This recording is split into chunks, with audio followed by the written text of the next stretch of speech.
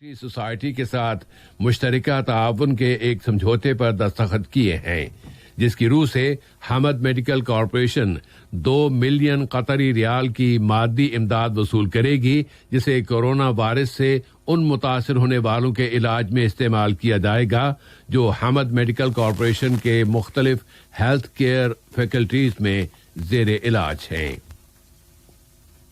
قطر کی ہلال احمد سوسائٹی نے مغربی کنارے اور شہر القدس میں صحت کے متعدد منصوبوں کا اعلان کیا ہے، جن پر 2 ملین قطری ریال کی لاگت آئے گی۔ اس نے کہا ہے کہ ان منصوبوں کا مقصد شہر القدس میں فلسطینی اسپتالوں کی صلاحیتوں میں اضافہ کرنا ہے، اور یہ اس سے پہلے مغربی کنارے اور القدس میں نافذ کیے جانے والے منصوبوں کی تکمیل ہوں گے۔ سابقہ منصوبے صحت، بچاؤ، ترقی اور ڈیولپمنٹ اور اقتصادی شعبوں سے متعلق ہیں، اور ان پر 6 ملین امریکی ڈالر کی لاگت آئی ہے۔ دنیا میں کورونا کی موجودہ صورتحال یہ ہے کہ اب تک تقریباً 4 لاکھ یعنی 400,000 اشخاص اس بیماری میں ہلاک ہو چکے ہیں۔ متاثرین کی تعداد تقریباً 7 ملین ہو گئی ہے، جبکہ اب تک 3 ملین 400,000 افراد صحت یاب ہوئے ہیں۔ ادھر معاہدہ شمالی اوقیانوس نیٹو کے سیکرٹری جنرل ینس اسٹولٹنبرگ نے اعلان کیا ہے کہ نیٹو اس وقت کورونا کی وبا کی دوسری ممکنہ لہر کے مقابلے کے منصوبے تیار کر رہا ہے۔ صحت کی عالمی تنظیم WHO نے فیس ماسک کے بارے میں اپنا موقف اب تبدیل کر لیا ہے، اور اب اس نے بھی دنیا کا ساتھ دیتے ہوئے یہ کہہ دیا ہے کہ بھیڑ والے مقامات پر لوگ فیس ماسک کا استعمال کریں تاکہ اس وائرس سے بچا جا سکے۔ گروپ 20 کے ملکوں نے عہد کیا ہے کہ وہ کورونا وائرس کی روک تھام پر $21 بلین سے زیادہ کی رقم خرچ کریں گے۔ روس کی وزارت صحت نے اعلان کیا ہے کہ اس نے کورونا وائرس کی سنگین صورتحال کے شکار مریضوں کے علاج کے لیے ایک دوسری دوا بھی اب رجسٹر کر لی ہے۔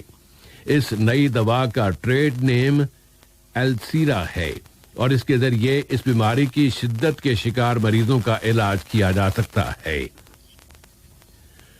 لیبیا میں قومی وفاقی فوجیں اب شہر سرت میں داخل ہو گئی ہیں۔ وہ مشرق کی جانب بڑھتی جا رہی ہیں، اور انہوں نے حفتر کی فوجوں کو ملک کے وسطی حصے میں واقع الجفرا نامی اڈے سے انخلا پر مجبور کر دیا ہے۔ وہاں کی کشمکش کو ختم کرانے کے لیے مصری صدر عبد الفتاح السیسی کے منصوبے پر تبصرہ کرتے ہوئے لیبیا کی اسٹیٹ سپریم کونسل کے صدر خالد المشری نے کہا ہے کہ لیبیائی عوام کو اب نئے منصوبوں کی کوئی ضرورت نہیں ہے۔ لیبیا کی قومی وفاقی فوجیں اس سے قبل شہر بنی الولید پر بھی قبضہ کر چکی ہیں۔ امریکہ میں احتجاجی مظاہروں کا سلسلہ جاری ہے، اور دارالحکومت واشنگٹن کی سڑکوں پر اور وائٹ ہاؤس کے سامنے مظاہرے کیے گئے ہیں۔ ان میں پولیس کے تشدد کی مذمت کی گئی ہے، اور مطالبہ کیا جا رہا ہے کہ اس تشدد کا نشانہ بننے والے شہری جارج فلوئڈ کے ساتھ انصاف کیا جائے۔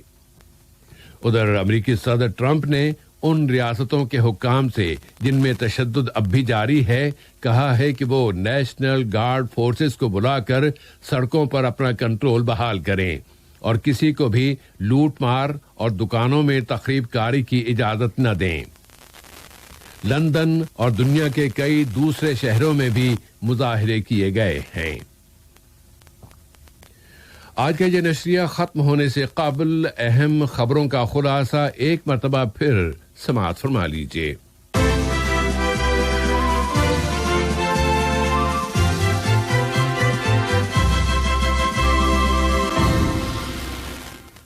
نائب وزیر اعظم و وزیر خارجہ نے کہا ہے کہ سیاسی اختلافات خلیج کی کونسل برائے تعاون کے ملکوں کی اقوام کے مفادات کی راہ میں رکاوٹ بنے ہوئے ہیں۔ وزیر صحت نے ایک بین الاقوامی اجلاس میں یہاں کورونا کی وبا کے مقابلے کے لیے قطری خواتین کے کردار کا جائزہ پیش کیا ہے۔ ملک میں کورونا وائرس سے صحتیاب ہونے والوں کی تعداد میں مسلسل اضافہ ہو رہا ہے۔ عالمی سطح پر معاہدہ شمالی اقیانوس نیٹو کورونا کی دوسری لہر کے مقابلے کی تیاریاں کر رہا ہے اور امریکہ میں احتجاجی مظاہروں کی شدت میں اضافہ ہوتا جا رہا ہے۔